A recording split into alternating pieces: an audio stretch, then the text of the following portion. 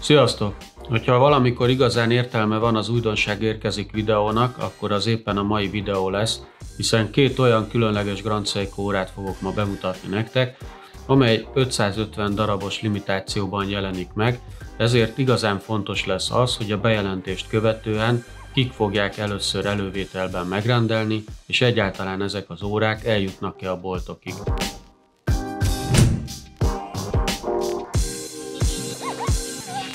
Stílus, anyag és technika tökéletes összhangban. Ezt a címet adtuk annak a cikknek, amit a butik oldalán találhattok a nemrég bejelentett két új Grand Seiko modell kapcsán, és mindjárt ki is fejtem a mai videóban, hogy miért ezt a címet választottuk. Hogyha stílussal kezdjük, akkor azt gondolom, hogy a 44 GS-es design önmagáért beszél, és miután az idei évben ünnepeljük ennek a design megjelenésnek az 55. évfordulóját, tehát 1967-ben lehetett először ezt a dizájnt látni, akkor már meg is érthetjük azt, hogy miért 550 darabos limitációban fognak megjelenni a modellek. Talán azonban még fontosabb ennél az anyag kérdése, hiszen a mai nappal egy olyan új anyag került a Grand Seiko órák választékában, amire korábban nem volt példa.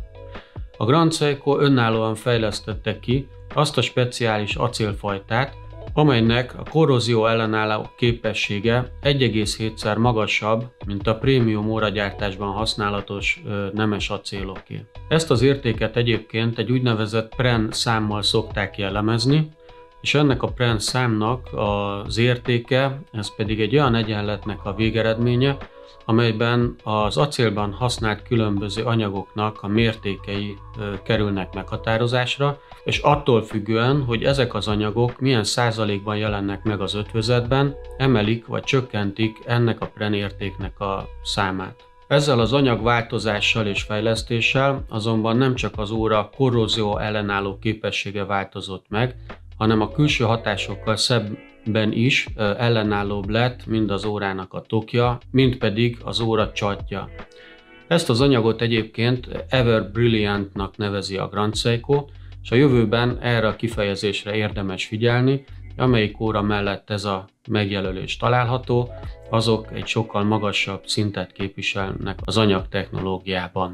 Tehát az első két szavát már megmagyaráztam a címnek, a stílust és az anyagot, most pedig essen szó a technikáról. Ez lesz az első két olyan óra, amely a 44 GS dizájnnal és a legújabb mechanikus 9SA és a Spring Drive 9RA5-ös új fejlesztésű szerkezetekkel fog megjelenni.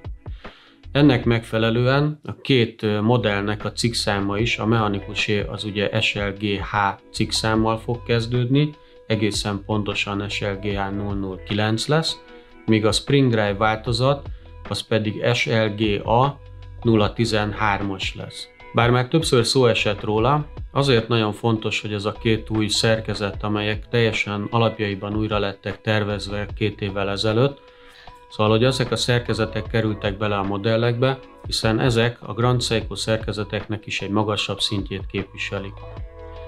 A mechanikus automata szerkezet high-bit, tehát 36 000-es féllengés szám mellett is 80 órás járástartalékot biztosít, míg a Spring Drive szerkezet 120 órás járástartalék mellett biztosítja a napi fél másodpercen belüli, de havi maximum 10 másodperces pontatlanságot.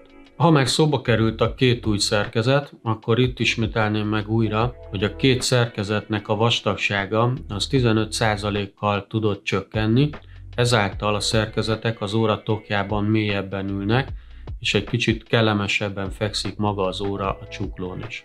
Azáltal pedig, hogy például a Spring Drive szerkezetnél a járástartalék kijelző a szerkezet hátlapjára került, így a mutatói lejjebb tudtak jönni a számlaphoz közelebb, és még egy kicsit elegánsabb érzetet biztosítanak azáltal, hogy közelebb kerültek a számlaphoz. Ha pedig már a számlap szóba került, akkor azt gondolom, hogy mint oly sok új Grand Seiko modellnél, ennél is a számlapnak a textúrája az magával ragadja azt az érzetet, ami a Grand Seiko az utóbbi időben sugároz. A most bejelentett két Grand Seiko modellnek a számlapja engem nagyon emlékeztet a tavaly évben megjelent SLGH 007-es modellre, ami nekem az egyik elérhetetlen kedvencem volt. Nem csak azért, mert a 60 000 eurós ára, ami részben a platina tokozatnak köszönhető, részben pedig annak, hogy még az újonnan tervezett mechanikus szerkezet is egy magasabb pontossággal került beépítésre, hanem azért sem volt elérhető, mert annyira pici darabszámban adta ki a Grand Seiko. Szóval ez a személyes kedvencemmel már régóta szemeztem, és most, amikor bejelentették ezt a két új Ever Brilliantos acéltokos modellt, akkor végre elérhető közelségbe került ez a számlap struktúra. Az a számlap design, ami az égen járó csillagoknak az elliptikus pályáját próbálja tükrözni, és ismét a fény és az árny játékával játszik. A tervező inspirációkat követően pedig térjünk vissza a száraz számokhoz, és akkor elmondom nektek, hogy az új modelleknek a tokátmérője az 40 mm lesz, a tok vastagsága pedig mindkét modell esetében 12,1 mm.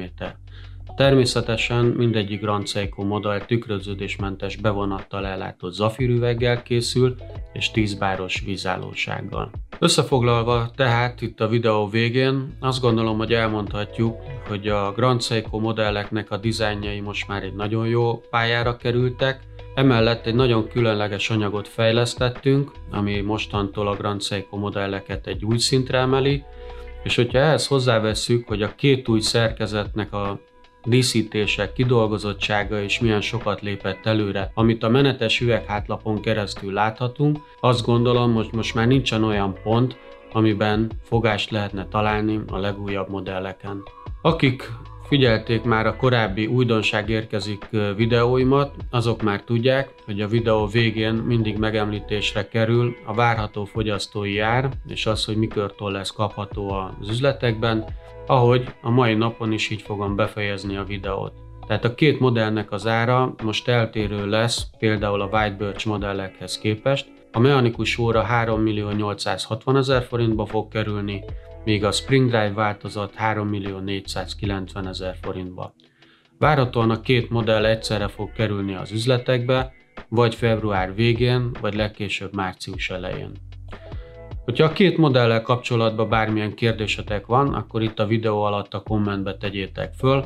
Nagyon kíváncsi lennék arra, hogy ti melyiket választanátok, a sötét-kék mechanikus változatot, vagy a sötét-szürke Spring Drive kiadást. Ha tetszett a videó, akkor azt egy lájkkal legyetek szívesek jelezni. Ha eddig nem tettétek volna meg, akkor iratkozzatok fel a Seiko Boutique Budapest YouTube csatornájára. Ha pedig bármilyen kérdésetek merülne még föl az órákkal kapcsolatosan, akkor azt az info@seikoboutique.hu címre küldjetek, és a kollégáim onnan fognak válaszolni. Köszi, hogy ma is velem voltatok, sziasztok!